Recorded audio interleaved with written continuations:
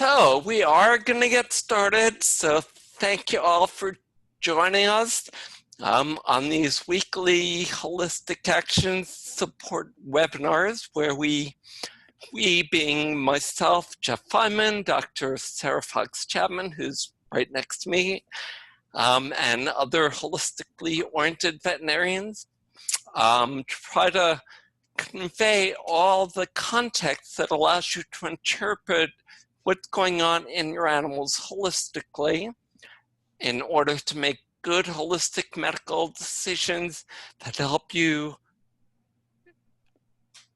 give them their best quality and length of life.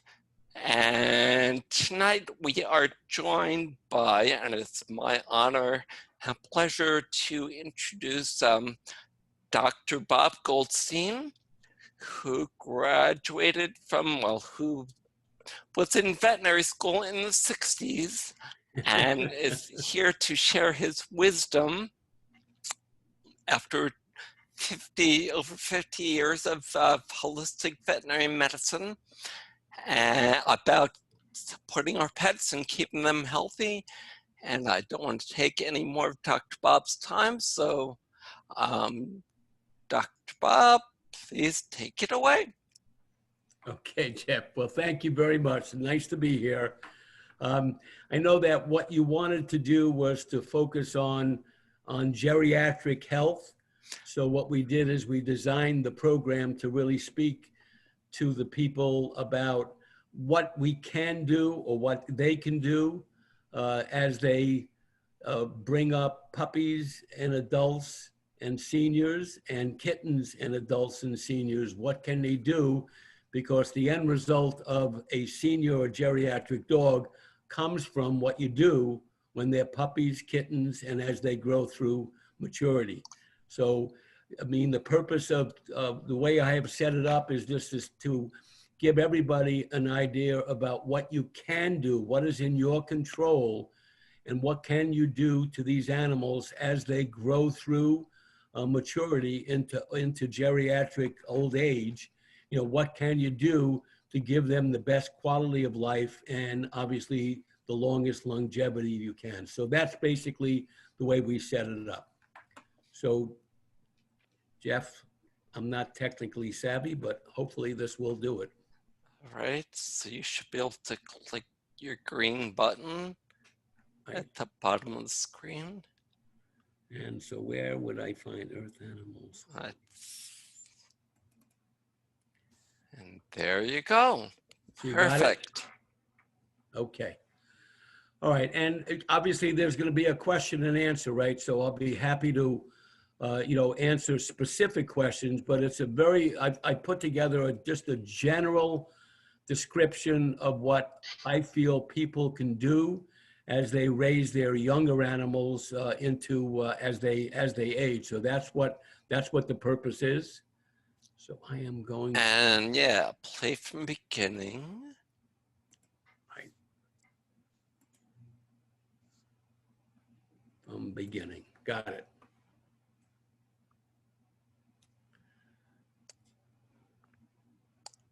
Doesn't seem to be working. Yep. Try clicking that one more time. Play from beginning.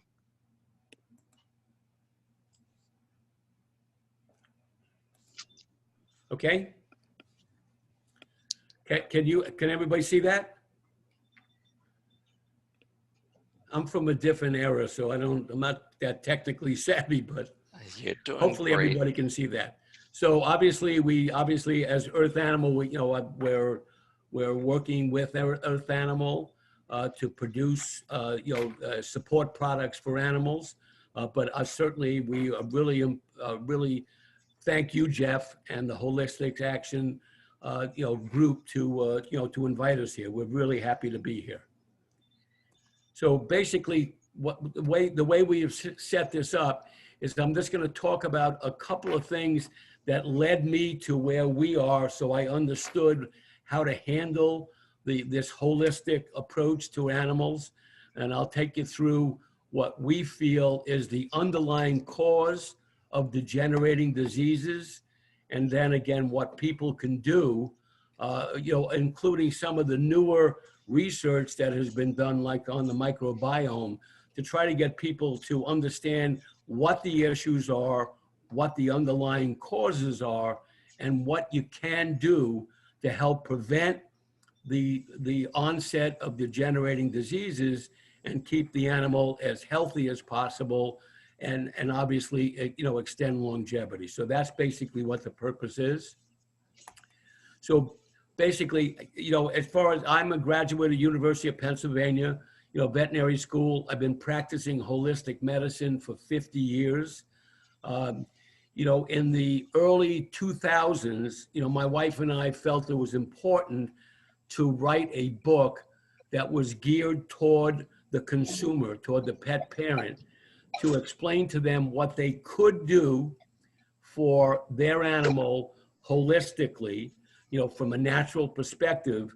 And then in that book, we made it clear that there are a number of conditions that are really very, very specific and that they need veterinary attention. So we try to tell them what they could do at home to keep animals healthy, and then also told them that if there was an issue that you needed to bring a veterinarian in to make sure that you're not practicing medicine at home. That was the purpose of that original book.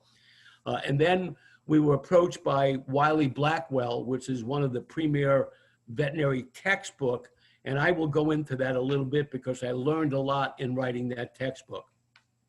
And then obviously, Susan and I, my wife and I, are the founders of, co-founders of Earth Animal, the company that produces, natural products for animals.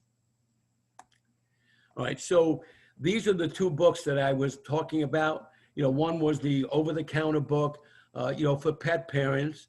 And then the other one was the integrating of the complementary medicine into veterinary practice. And at that point, it was just really, really, really important. This is back in the early 2000s, and there was always a rift in the veterinary profession between the holistic practitioners and the conventional practitioners. And certainly when I came up in the early 70s, there was no such thing as a holistic practitioner. Everything was conventional based upon what you learned in school. But the integrating complementary medicine, when Wiley Blackwell approached me and they said, we're hearing a lot of input from both veterinarians and people about this holistic movement. Tell me your thoughts. That's basically what they said to me. And I said that, coming up out of the 70s and 80s in a time when it was just so difficult, that I found that what was happening, that basically the veterinary profession was choosing up sides. Basically, you had on one end, you had the holistic practitioners who didn't have any clinical proof, but they knew that what they were doing was really helping animals. And then on the other side, you had the conventional veterinarians who learned in school that this drug does this, and if you do anything else, it's really malpractice. And so I said to Wiley Blackwell that, I think that there's a rift in the profession, and I think that the way to begin to address that would be to come up with get rid of this holistic word, get rid of this alternative word, and try to get a word like integrating them together, where the holistic practitioner and the conventional practitioner would feel comfortable. And basically, we came up with the term integrating complementary medicine into veterinary practice. And that gave the veterinarian who was practicing, it was not a holistic veterinarian, but basically, oops, I totally forgot I was supposed to be in this meeting. Jesus. I'm sorry, what happened? Somebody just said, oops, I totally forgot I was supposed to be in this meeting. Jesus. Someone unmuted themselves, sorry. Okay, you're okay? All right. So anyway, that was basically the story from the writing of the book. And basically what we try to do in the book, and I'll explain that a little bit down the road, what we try to do was to say, listen, there's only one medicine. And in that one medicine, the veterinarian who's overseeing that animal basically should use that person's knowledge, be it he or she, should use that person's knowledge and give that animal the best care they can with the least side effects. And basically, that's really the veterinarian's job, to do no harm, but to really try to get a healing. And basically, that's basically what the integrative movement is. And I think that it's come a long way from, obviously, from the 80s and 90s. And it's really, really good to see that the integrative area of veterinary medicine has really become very good. And then, of course, within that area, you have, Jeff, like you, specialists in one area of that integrative movement, like you're a homeopath. So that's really, really good. But within it's sort of bringing more veterinarians together under one medicine. I think that's really, really very important. All right, so. Okay, so basically, senior dogs and senior cats are the result of basically where they have come from. And I'll try to break that down. I know, Jeff, okay, I can do that. So this is the list of the things that affect puppies and kittens and adults. And whatever you do during that period is going to wind up with the health of what that senior or geriatric animal is about. So number one is their genetic makeup. Not much that we can do about it, and I'll go into it a little bit down the road and explain to you, what the impact of genetics really is. I'm sure you've all heard from the human side that you are what you eat, and certainly for animals, it's identical. Whatever you feed them is eventually going to impact the health of that animal. Certainly the medications that they have received, certainly if they have chronic conditions where they're receiving chronically medication like cortisone or any of the medications to block the immune system, those medications are going to have side effects. The chronic use of flea and tick medication and heartworm medication is going to take a toll on the body, on the liver and the kidney. And then, of course, obviously, from a homeopathic perspective, the use of over-vaccinating. We're not against vaccines in general. We are certainly against the overuse of vaccines just because it has to be done. And for those who are homeopathically inclined, there's a condition called vaccinosis, which we feel is really a serious thing based upon the animals or the dog and the cat being over-vaccinated. And then the last part of that is their emotional status, which I learned zero about when I was in veterinary school. But the emotional status of a dog or a cat is really intricately involved with how that immune system is functioning. All right, so I'm just going to try to break it down. This is just an overview of what the underlying cause of degenerating diseases are. When I say degenerating diseases, I separate that from infectious diseases. Degenerating diseases would be, something like arthritis, chronic skin condition, heart condition, degeneration of the kidney, degeneration of the liver. When you look at this chart, you can see that genetics plays an incredible role in the health of the animal and as they age. And I'll tell you a little story about genetics in a second once I get done with this chart. The second part, which is really important, you are what you eat, and certainly diet plays a big role in the health of that animal. And then, as I said before, the chronic use of medications, chronic use of pesticides, flea remedies, and then over-vaccination when it's not needed, they all take a role, play a role on the body and how the body not only heals, but how it stays healthy. Excuse me. Okay, so let's go through the causes now. Sorry, Jeff, I'm I'm just going to move this over here. All right, so you've heard on TV and the radio of inflammation. It comes up in so many ads on the human side with medication.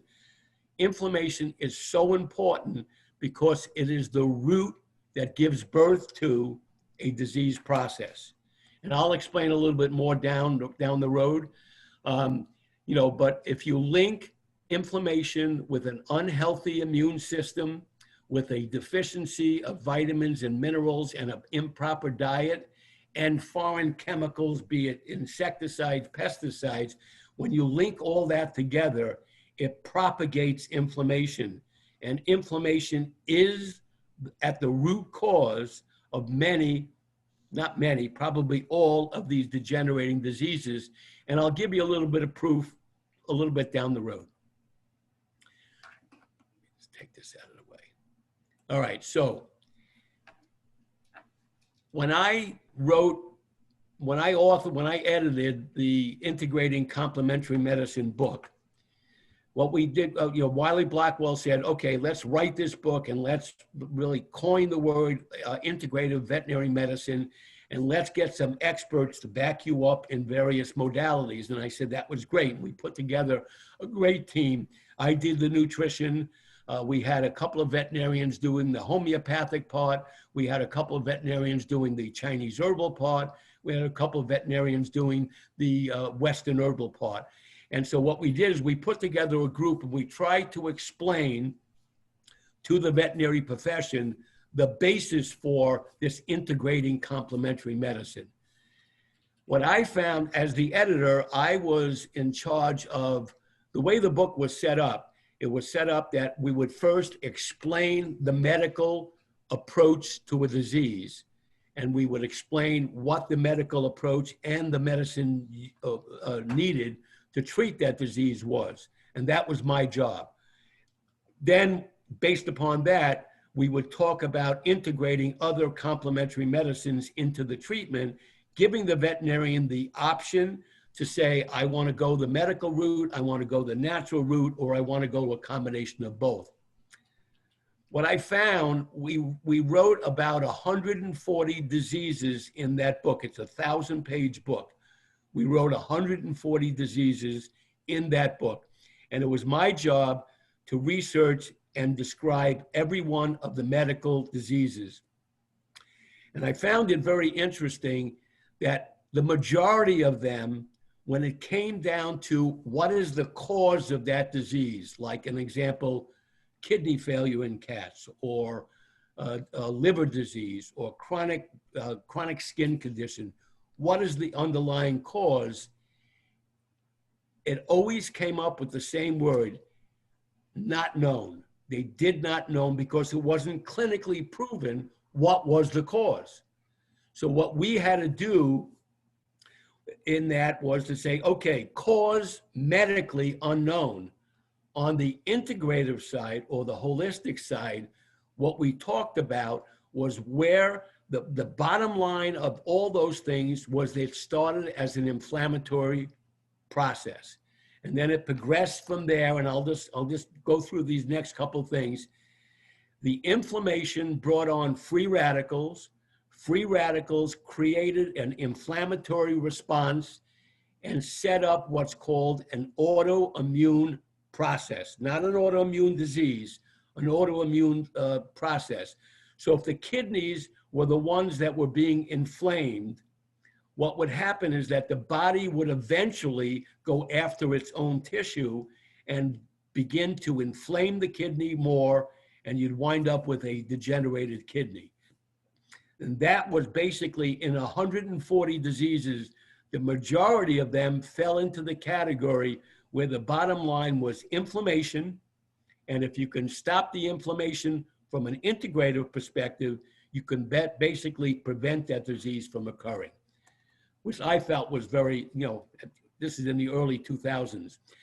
What we did from the integrative perspective, then we presented what we can do to support the immune system and see if we could rely on the immune system to try to get a healing or a reduction of the inflammation and then get healing for that specific condition. Okay, so how does that relate to healthy aging? So if you have a puppy or a kitten and an adult, whatever happens during that period, the pet parent then has the ability to see if they can do whatever they can do to reduce inflammation. So if you can reduce inflammation, which is one of the seeds that starts this disease process, you can actually prevent it from occurring and obviously delay it or hopefully just prevent it. How to do that? Obviously, diet would be one. That was one of the big categories in that chart. Exercise, fresh air, reduced emotional stress, which really, we think is very, very important. And then, of course, the addition of condition-specific remedies to see if you can support the immune system every step along the way. I guess, Jeff, there's no questions along the way, right? We just keep on going? Well, Dr. Bob, some people were wondering about your description of inflammation. They're saying that it's a reaction, so how can that be a cause? And I believe what you're saying is that inflammation leads to these diseases. It does, yeah. So inflammation is the process starts. So let's say you have an animal. Let's say you have a cat, right? And the cat, and whatever started the inflammation to begin with, be it a diet that is an inflammatory producing diet, whether or not it's a vaccine that is causing a local inflammation, whatever the inflammation is, basically that starts the process. And I'll just give you a simple example. So when you cut your finger, the first thing that happens is the body reacts to that cut on your finger. It inflames it, it makes it throb, it makes it red, it makes it swelling. That's the way the body reacts to an insult. And so when the body is insulted, it reacts by throwing blood at it and try to heal it. So when you have a cut finger, the first couple of days, it's painful, it's red, it hurts. And then when it heals, it then goes back to normal. The body, that's the body's attempt to heal it. That's what inflammation is. So if you have a diet that is terrible, and I'll talk about that when we get into the microbiome, if you have a diet that's terrible, the body is going to go after it. And that's that autoimmune process that I spoke about. The body is normally going to go after that to inflame it in an attempt to heal it. Now, if you look at the conventional veterinary side of it, you'll give them cortisone, and that'll block that autoimmune response. That's great because it makes the animal feel better, at least temporarily. The end result of that is that autoimmune response, whatever it caused that inflammatory response, is still there. And that's really what the root is. And that's basically what the inflammation I was talking about. Okay? Okay, so just quickly what the immune system is.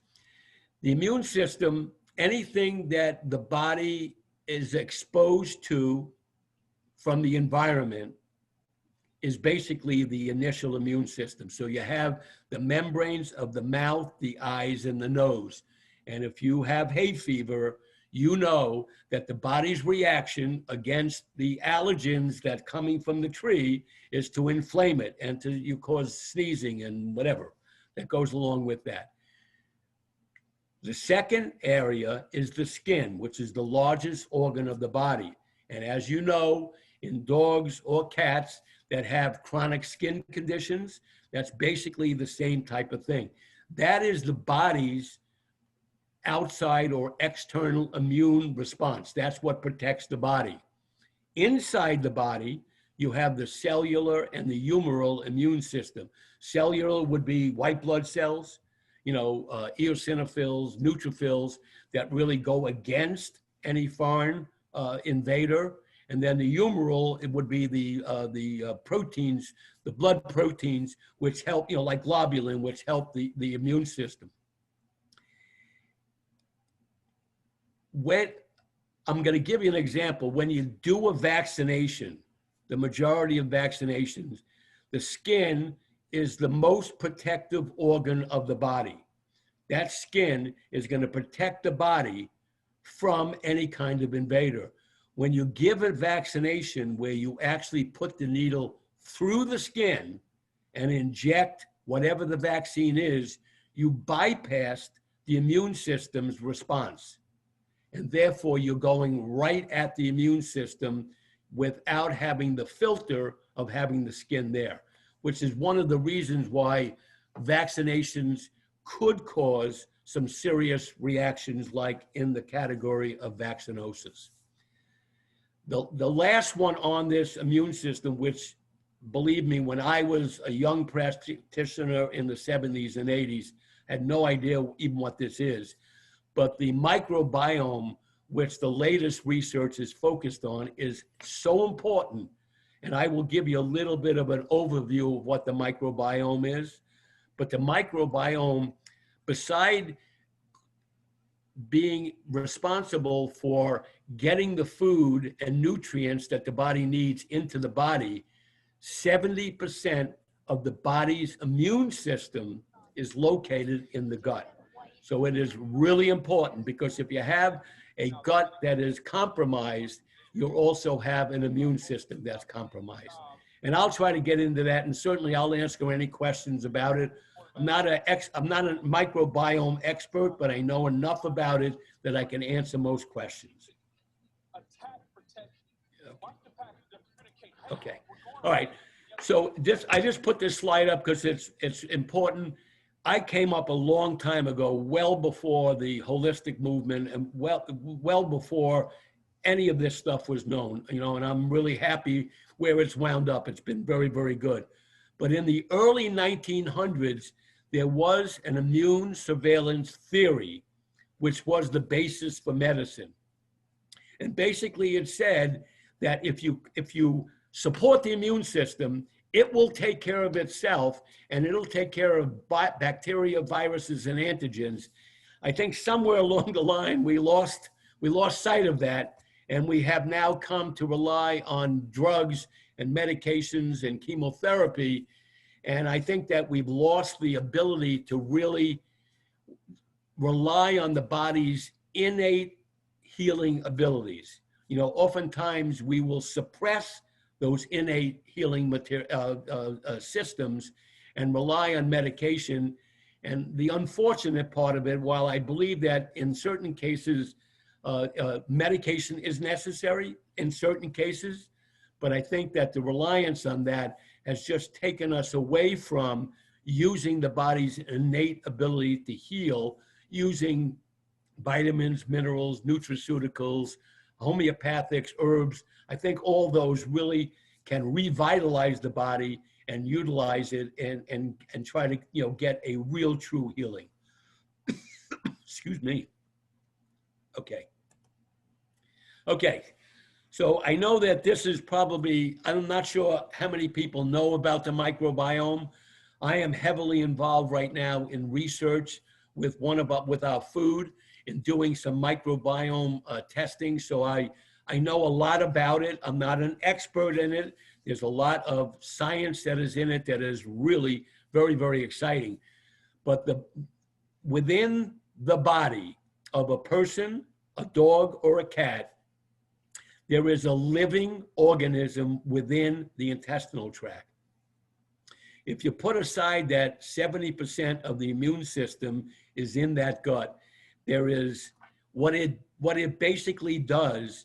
The microbiome is a combination of viruses and bacteria, living bacteria, of all sorts of different organisms, fungi, and other things that really, when the food comes in, the microbiome's job is to get that food in a position where it can be broken down, absorbed, and taken into the body, and then used to nutrient feed the body. And that's what the microbiome does. That's the goal, that's the job of the microbiome. In addition to that, there is a layer of lymph tissue in the intestinal tract, along with the microbiome, which equates to about 70% of the immune system.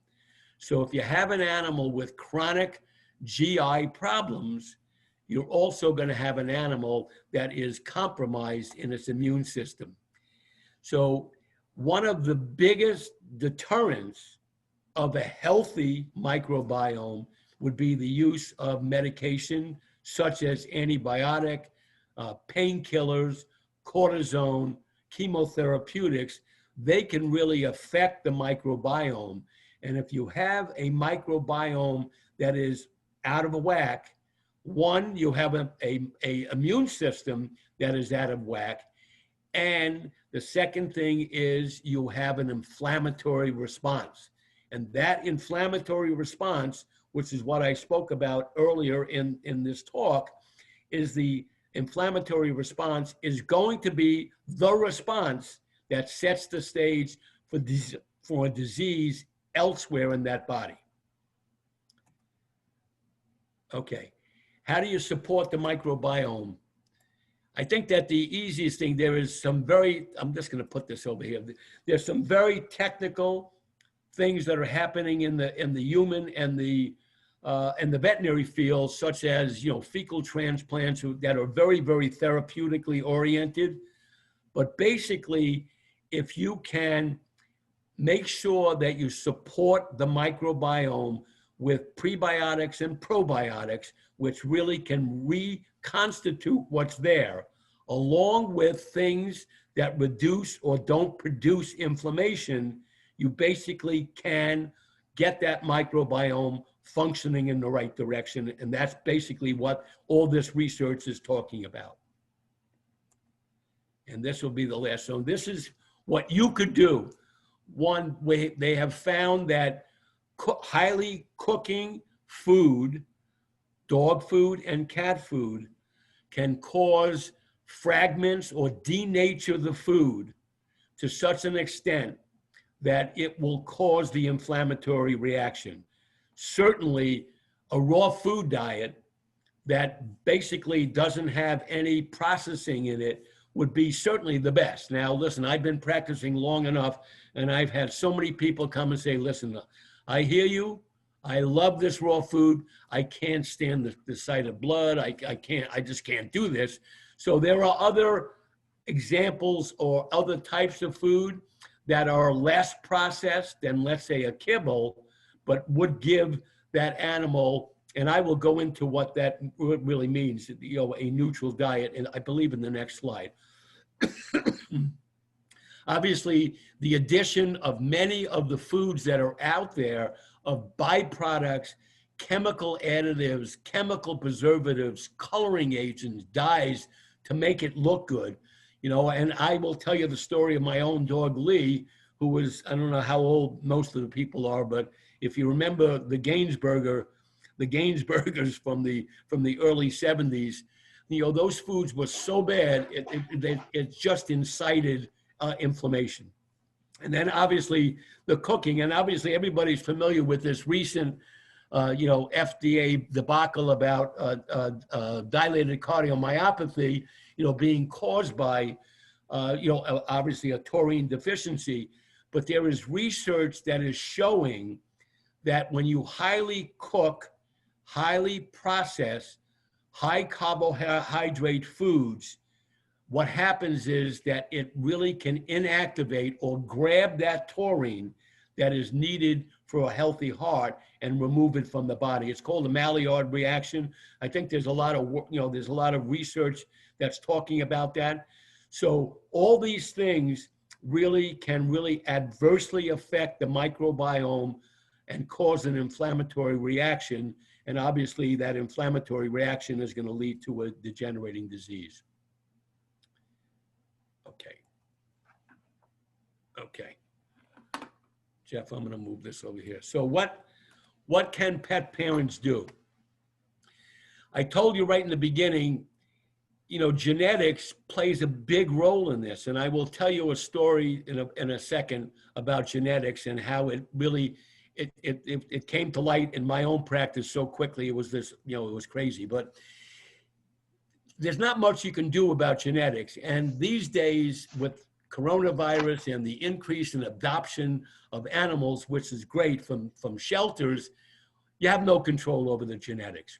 But genetics is a big part. And I'll tell you the story this quickly.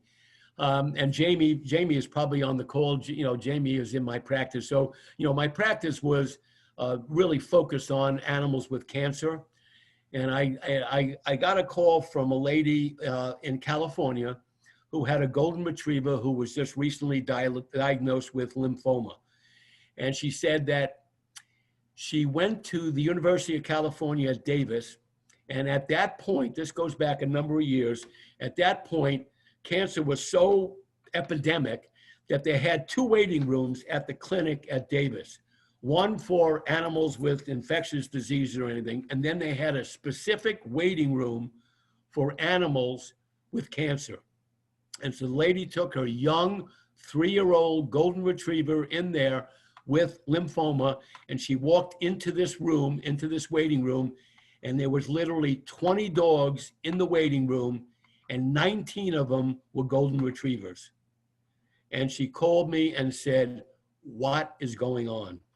And I said, yes, genetics really, really plays a part. And the Goldens were such a great dog, and they were so inbred and so many missteps in bringing those to people that it just caused an animal just to be so prone.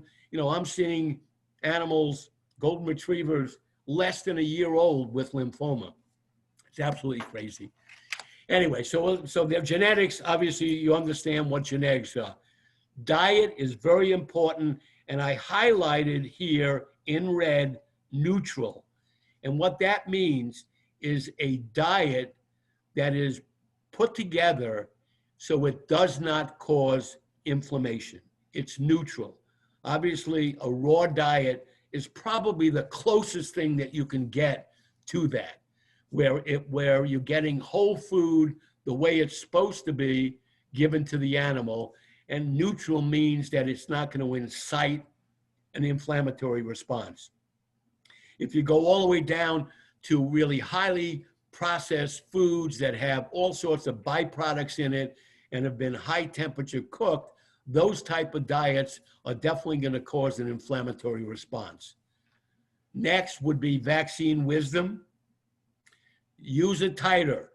Do the initial puppy vaccines, kitten vaccines, and then after that, try to avoid automatic revaccinations and do a titer test. And if the titer test comes out positive for antibodies for that disease, don't give the vaccine. Chronic use of medications, very, very straightforward. So chronic use of cortisone, antibiotics, certainly antibiotics in the microbiome is definitely going to cause problems. On the flea and tick side,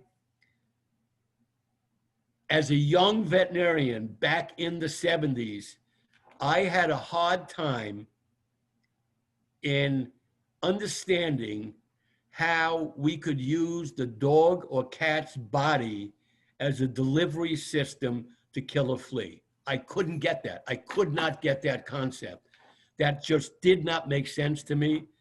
And these days, obviously, when I came up, it was, organic phosphates, which were nerve gas, which is what killed fleas and ticks. These days, I think it's a lot better, but it's still using the animal's body as a delivery system to kill a flea and tick. There are so many natural ways of doing that, and I just think that that's what people should focus on. Support of the microbiome, that to me is a no-brainer. You just have to do that. You have to do whatever you can to make sure that that microbiome, good food, neutral food, don't put anything in there that's not supposed to be there, and certainly don't use drugs, and if you can avoid them, don't use the chronic use of drugs. And then the last thing, which we think at Earth Animal is really important, is that dogs and cats have emotions, and a negative emotion is going to reduce the immune function. So whatever you can do to help that animal get rid of the triggers that cause separation anxiety or boredom or whatever it is, you should do that, because it's going to be really, really important for that animal.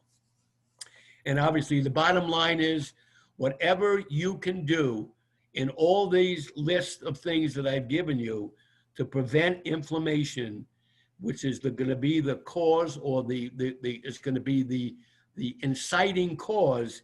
If you can do that and prevent the disease from occurring, you don't have to rely on medications chronically to treat it. Okay. So I am gonna, I don't know if you can, Jeff, can you see, can you see that? Can you see that picture? Okay. Okay, so this is my own dog, Lee, actually the founder of Earth Animal. So in 1970, I was a young veterinarian in Yorktown Heights, New York, and obviously very conventionally oriented. I knew nothing about holistic medicine. I knew nothing about vitamins. I knew nothing about food. I didn't learn anything like that in veterinary school. And in Yorktown Heights, there was the Guiding Eyes for the Blind. They're golden retrievers, Labrador retrievers, and German shepherds, for guiding eyes, for blind people, which was great. It was right in the town where I was practicing. So my wife and I, Susan, got a call in 1970 from them saying, we have an incredible English-bred golden retriever, beautiful dog, but he's been rejected from the program because he has some hip issues. Would you like to adopt him? And we did. So we adopted Lee, which was probably the most beautiful dog we've ever seen. We adopted him in 1970. And by the time, and we fed him Gainsborough. I'm not sure how old the crowd is here, but Gainsburgers and Top Choice were probably, in my estimation, the worst foods that were ever produced. Horrible. I used to make a joke to the people there that they came in a cellophane package. They looked like meat. And I said, you used to open it up and put it on the floor and the flies wouldn't even go near it. It was so bad. Anyway, it was just, there was nothing in the food that was nutritious.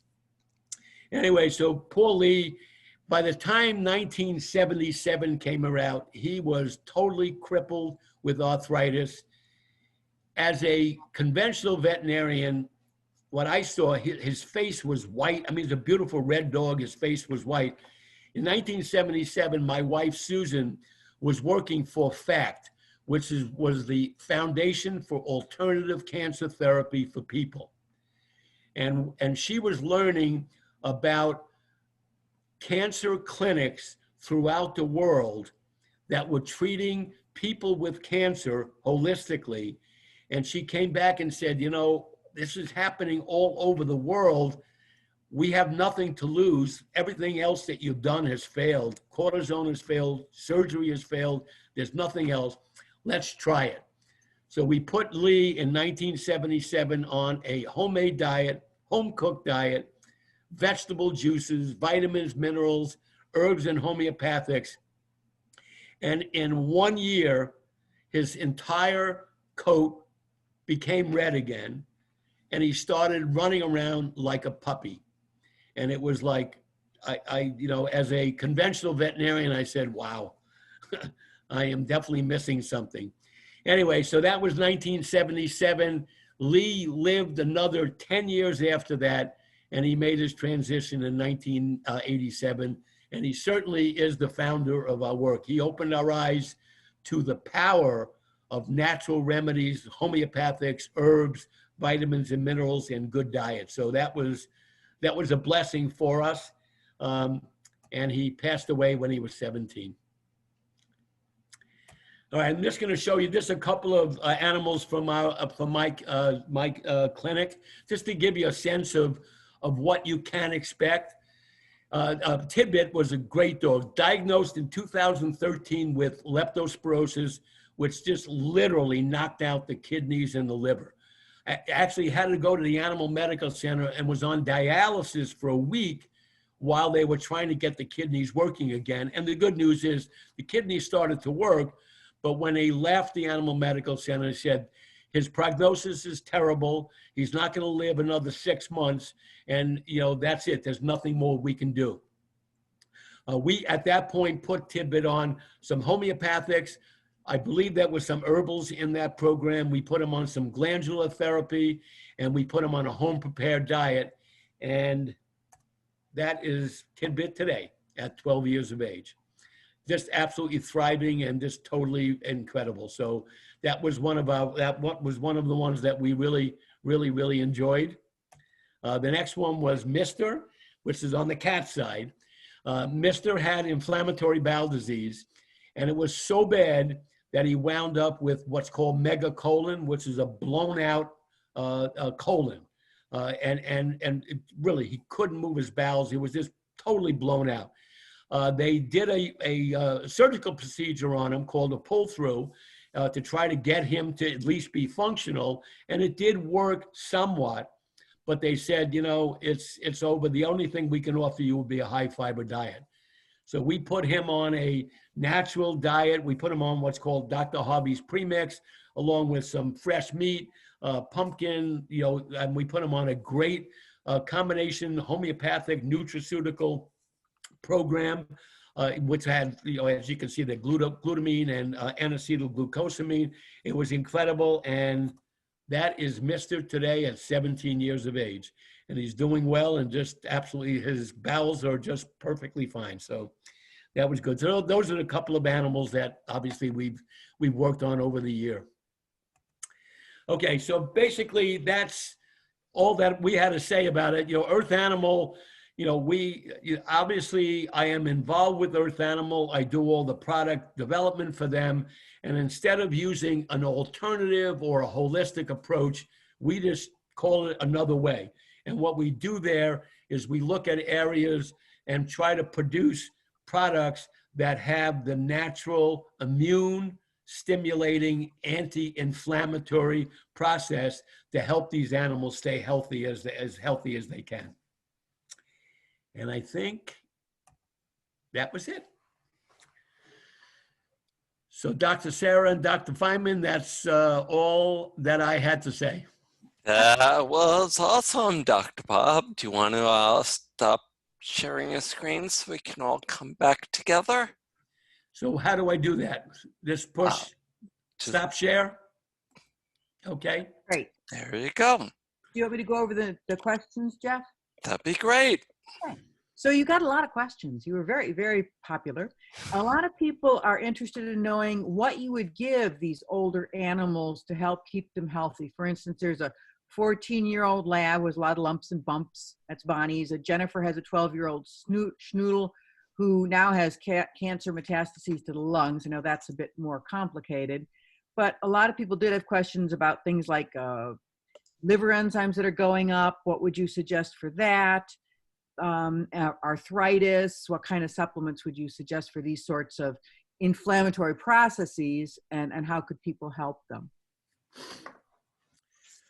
Well, you know, in my practice over the last 40 years, holistic practice over the 40 years, I have tried to stay away from giving a recommendation that's a blanket recommendation for something like cancer, or I try to stay away from that, and I try to focus on the individual needs of that animal and try to put a program together for the individual needs.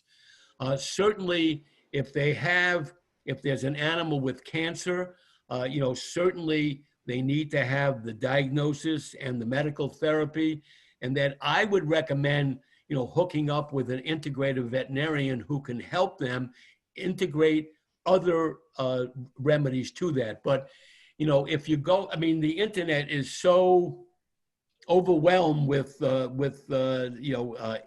different remedies that are out there. Certainly, you know, my clinic is still open. Jamie, who's probably on the call, you know, handles all that. Certainly, if there are specific questions that people have, about their animal and what we would recommend, we would probably ask a couple of questions and then give them some guidance. But there is so many good remedies out there. I would say that one of the best things that I see that are happening right now to the industry is the introduction of the CBD products. While I know there's a lot of concern about the control of that to make sure that what you're giving is the right thing, I think that the promise that CBD and all the cannabinoids are giving, especially to holistic veterinarians, is incredible. So I would have people look into that. I think that that's one of the areas that I think that is new and really offers a lot of promise. There are numerous companies out there that have good products. You know, certainly from a food perspective, for any of these things, going on a neutral diet, a diet that is not highly processed, that doesn't have all these chemical preservatives in it, is really, really important.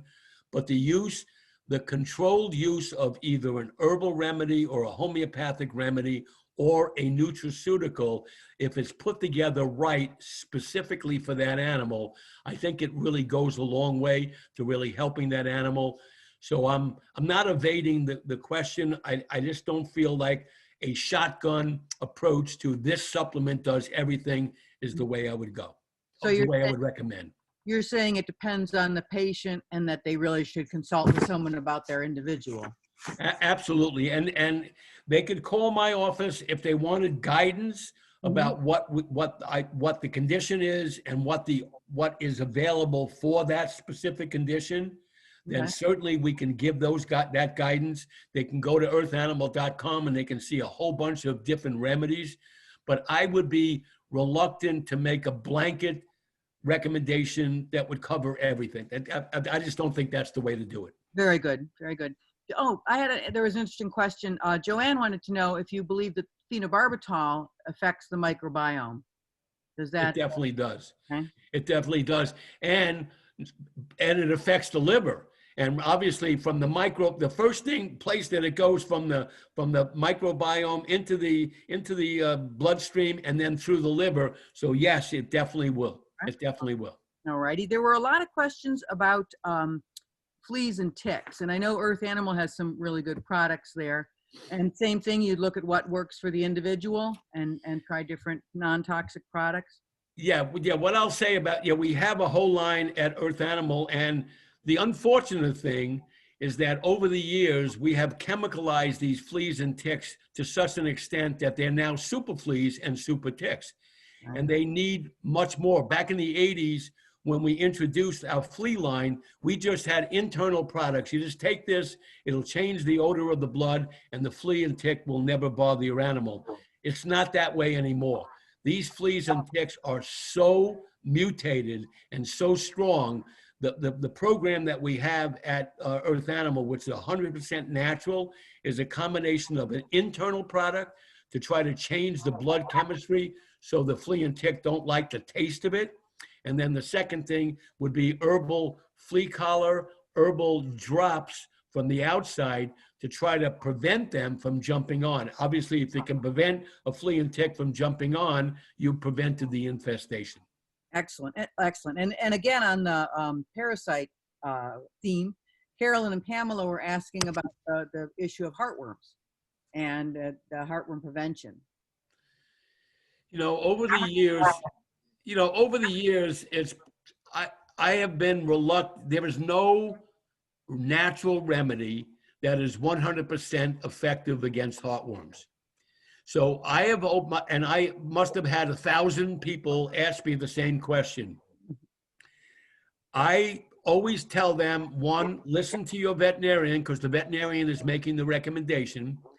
Number two, if the veterinarian says, we live in an endemic area and you cannot take the chance, I would try to spread out the preventative as much as you can. And then I would also give my clients the choice.